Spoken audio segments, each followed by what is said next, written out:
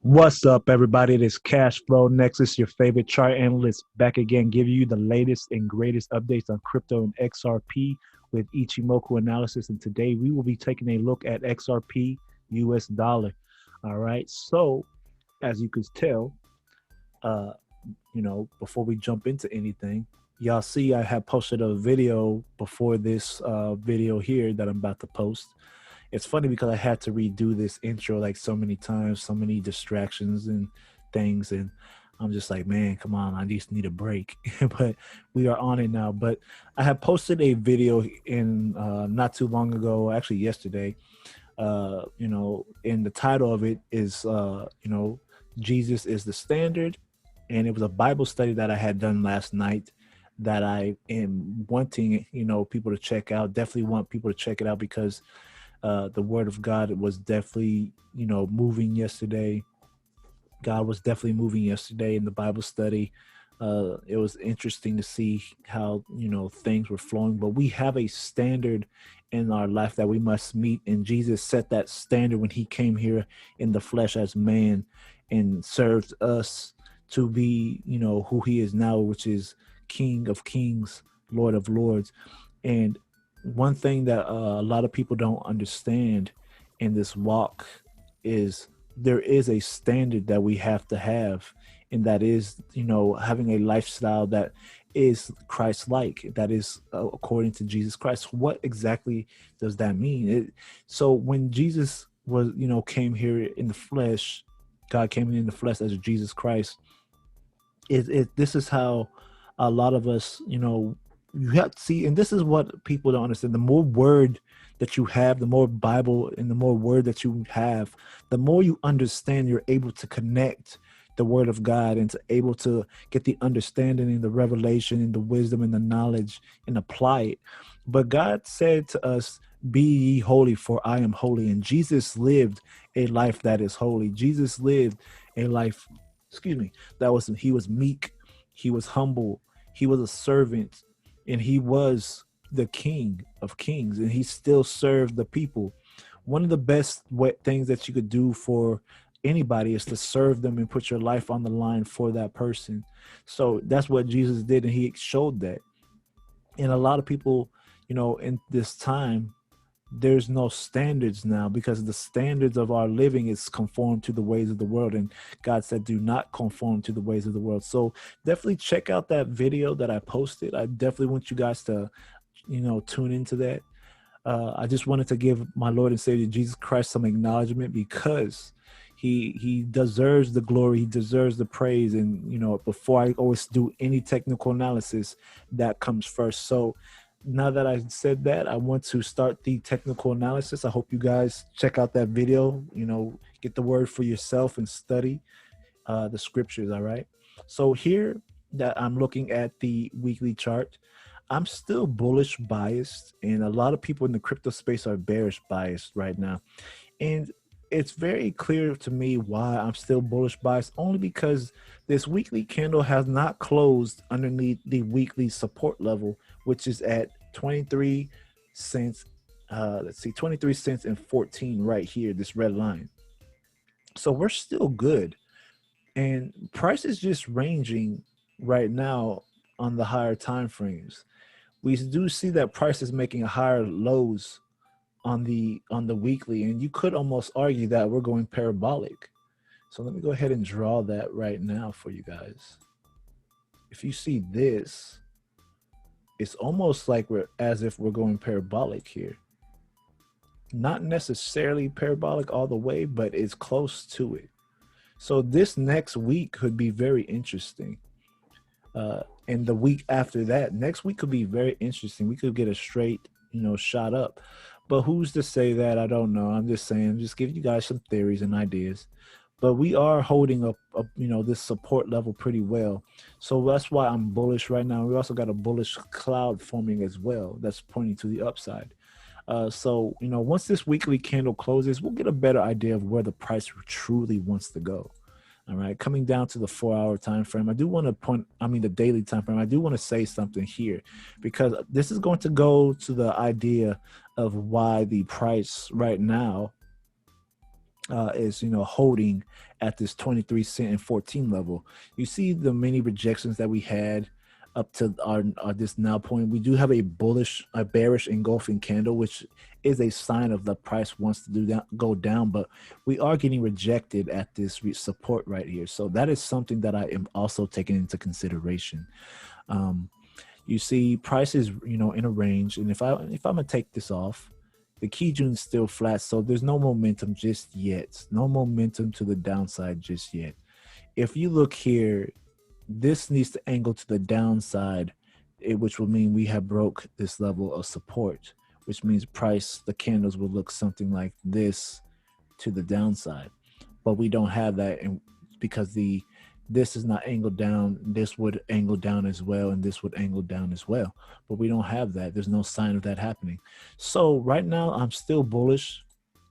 We're holding above here until we break this.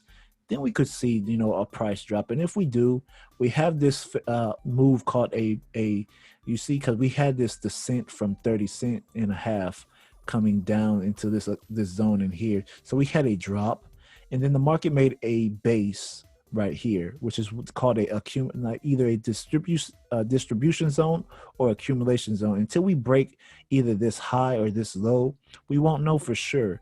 But we see that we had a drop, and now we have a base, which is considered consolidation. And now we're waiting for the next move here, which is either going to be a rally back to the upside and possibly break higher, or a drop, which will, if we break below this 23 cent and 14 level, which will take us down to roughly the 17 cent range. Because usually, let me go ahead and measure this out. So about here, usually when there's a breakout, say we get a breakout right there. So usually when there's a breakout after a base drop, if we get a drop, another drop here, that'll take us down to actually the 16 cent range, close to almost 17 flat range, because this usually mimics the same amount of percentage of the move, usually. Now, the other way that we could look at it is probably even drop to 18 cents too, because that's a level that we could look at right in here.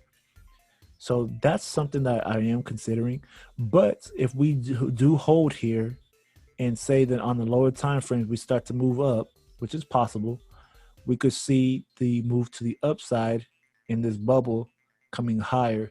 So we have something to play with right here. We have an idea where the market wants to go.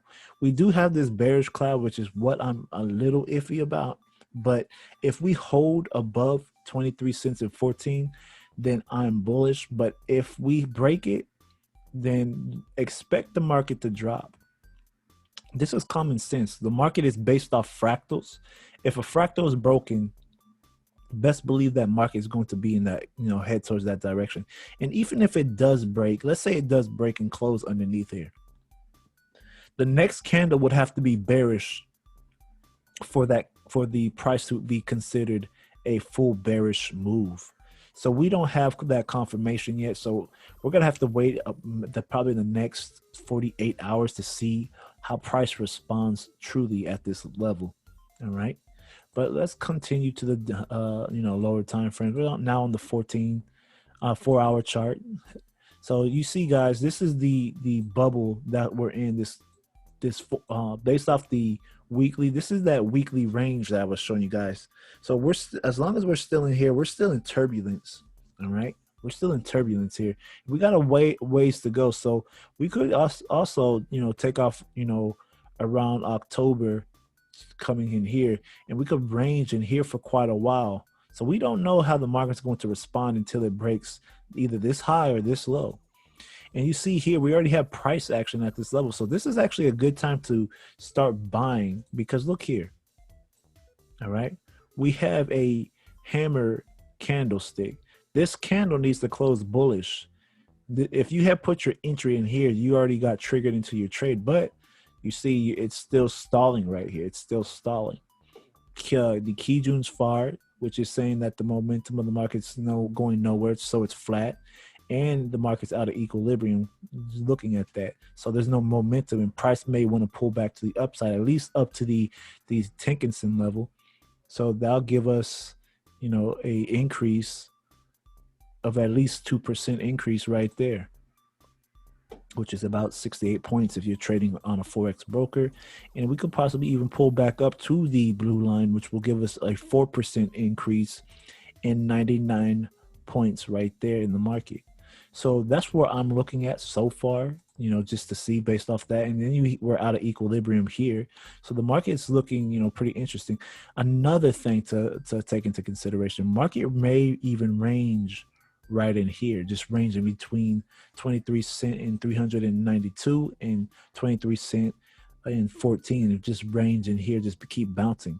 We see that the market is pretty weak based off the 1 hour time frame. So if you're going to trade this at all, you need to wait for a breakout here to enter this market or see how price responds here. So this is why it's, you got to watch this vigilantly, because the market may want to trick some people at this point. All right.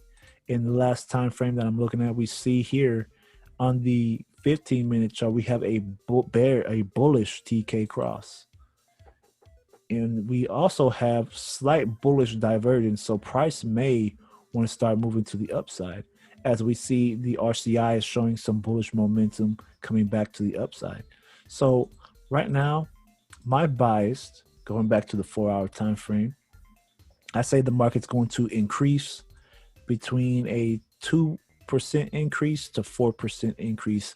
So this is where I'm targeting the market right now until we get back above this level. Then I'll make a decision, a real decision, because we're still underneath the cloud here. But you could trade this without the cloud. Let's do this and trade it as a range. Trade it as a ranging market. So this is how you could play the market if you are a day trader or a margin trader, whatever you do in XRP. But this is the bias that I have so far, and I'm going to stick with it until we break beneath, this 23 cent and 14 level and have a nice close.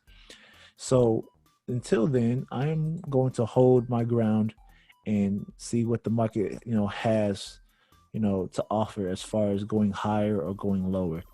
So I'm going to set an alert here and see if it sounds off, then I will be looking for a short position.